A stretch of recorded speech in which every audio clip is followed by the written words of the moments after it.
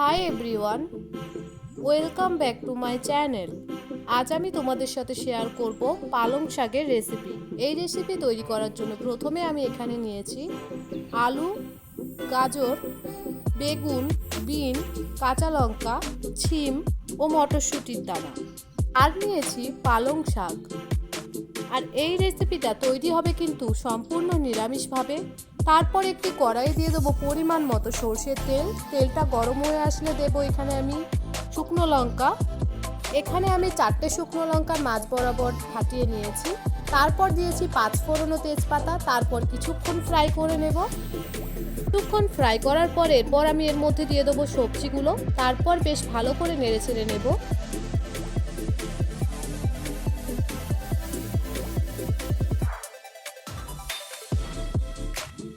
এরপর 3 মিনিট মতো ফ্রাই করে নেব।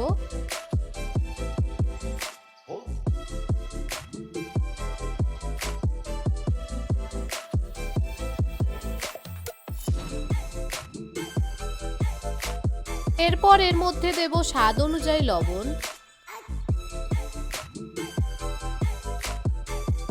তারপর আবারও একবার বেশ ভালো করে মিক্স করে নিলাম।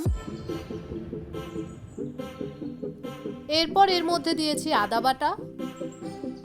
তারপর দিয়েছি জিরে বাটা। তোমরা চাইলে জিরে গুঁড়োও দিতে পারো। আর সবশেষে দিয়েছি হলুদ গুঁড়ো। তারপর সবকিছু বেশ ভালো করে মিক্স করে নিলাম। এরপর আবারও কষিয়ে নেব 6 মিনিট মতো। সবজিগুলো বেশ কিছুক্ষণ কষিয়ে নেওয়ার পর এর মধ্যে দিয়ে দেবো কেটে রাখা শাকগুলো। তারপর দেব অল্প পরিমাণ জল।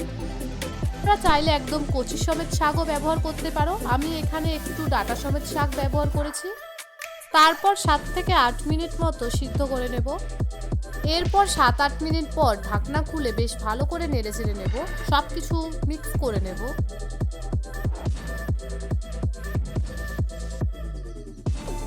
এরপর আবারও কষিয়ে নেব 5 মিনিট মতো ঢাকা দিয়ে।